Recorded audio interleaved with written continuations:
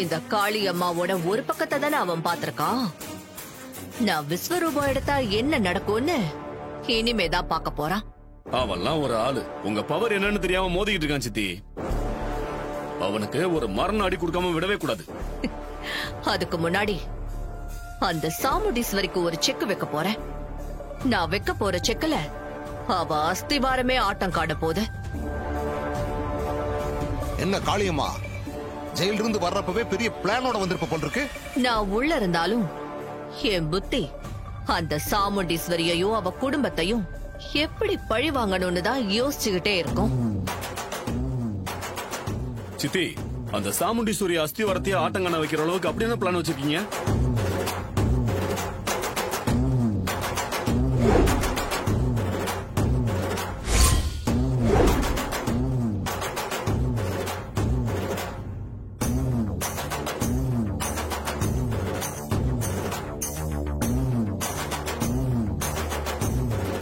என்ன மருமகளே அமைதியா இருக்க?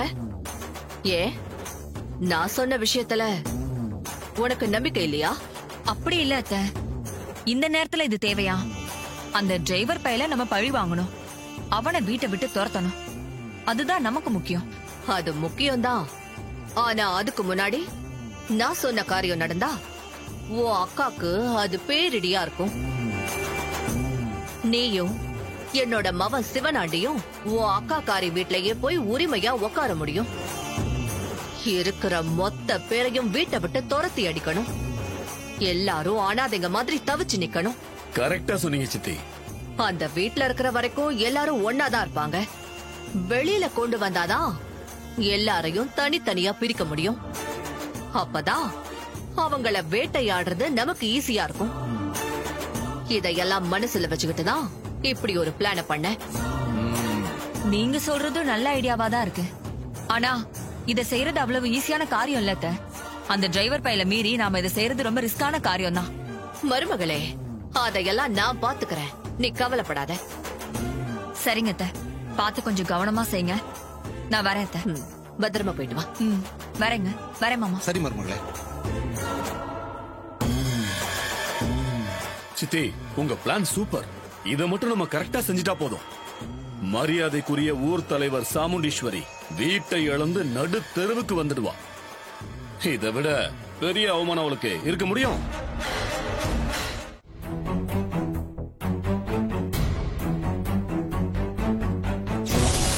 உண்மையிலேயே அவன் யார் தெரியுமா?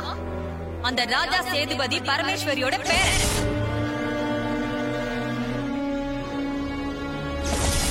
நீ யாரு பரம எதிரியா நினைச்சிட்டு இருக்கியோ, அந்த ராஜா சேதுபதியோட பேரன் தான் அவன்.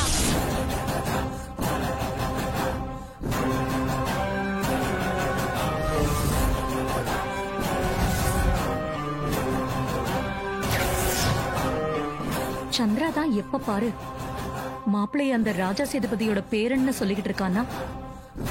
இப்ப அந்த மாயாவும் அதையே சொல்றாளே. ரெண்டு பேரும் ஒரே விஷயத்த சொல்றாங்கன்னா அதை எப்படி எடுத்துக்கிறதுனே தெரியல.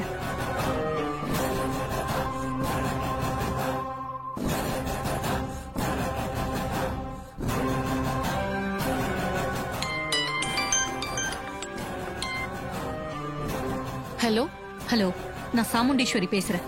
சொல்லுங்க மேடம். தெரியுது. உன் தாத்தா இறந்துட்டதா கேள்விப்பட்டேமா. சாரி.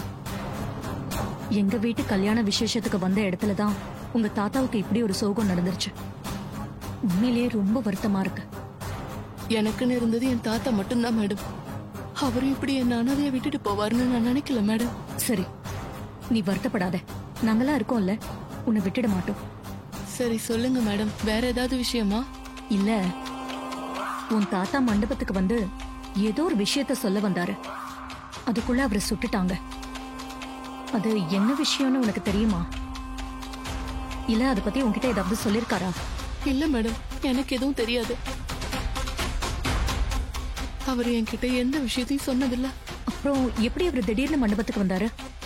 மேடம், சொல்றேன்னு தப்பா எடுத்துக்காதீங்க. நீங்களும் உங்க தங்கச்சியும் பரமேஸ்வரி பாட்டிய திட்டி அவமானப்படுத்தி மண்டபத்தை விட்டு வெளியே அனுப்புனத நான் பார்த்தேன். நீங்க அப்படி பண்ணது என் மனசுக்கு ரொம்ப கஷ்டமாயிடுச்சு மேடம். நான் உடனே அங்கிருந்து கிளம்பி வீட்டுக்கு வந்துட்டேன். வந்து தாத்தா கிட்ட மண்டபத்துல நடந்த எல்லாத்தையும் சொன்னேன். தாத்தா அதை கேட்டதும் உடனே கிளம்பிட்டாரு. அவ்வளவுதான் மேடம் எனக்கு தெரியும். அதுக்கப்புறம் அவர் இறந்த விஷயம் தான் எனக்கு தெரியும். இடையில என்ன நடந்துச்சுன்னு எனக்கு தெரியாது மேடம். அந்த கிழவிய துரத்துனதே எங்க பர்சனல் விஷயமா, அத நீ மனசுல வச்சுக்காத. இது பாரு, உன் தாத்தா போயிட்டாரேன்னு நீ கவலைப்படாத, நாங்கெல்லாம் இருக்கோம். உனக்கு என்ன உதவி வேணும்னாலும் என்கிட்ட கேளு, நான் செய்யறேன். இல்ல மேடம், எனக்கு சென்னையில வேலை கிடைச்சிருக்கு. நான் அங்க போலான்னு இருக்கேன். இங்க இருந்தா எனக்கு தாத்தா ஞாபகமாவே இருக்கும். உங்க மருமக ராஜா சார் தான் எனக்கு அந்த வேலையை ஏற்பாடு பண்ணி கொடுத்தாரு மேடம். மாப்பிள்ளை ஏற்பாடு பண்ணி கொடுத்தாரா? ஆமா மேடம். அவர் தான் தாத்தா இறந்த பிறகு வீட்டுக்கு வந்து எனக்கு ஆறுதல் சொல்லி, சென்னையில எனக்கு தெரிஞ்ச கம்பெனி இருக்கு, நீ அங்கேயே வேலைக்கு போன்னு சொல்லி எனக்கு ஏற்பாடு பண்ணி கொடுத்தாரு. அவர் ஒரு அண்ணாவா இருந்து எனக்கு எல்லா ஹெல்ப்பும் இப்ப வரைக்கும் பண்ணிட்டு இருக்காரு. அவரு உன்கிட்ட வேற ஏதாவது விசாரிச்சாரா?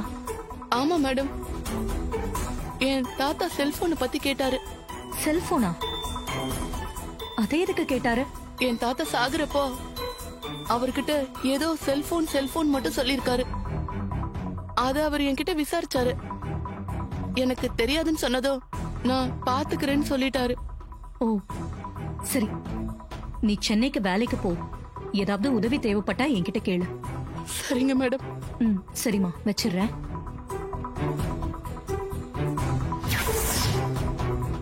செல்போன் எதுக்கு கேட்டாரு? ஒண்ணுமே புரியலையே.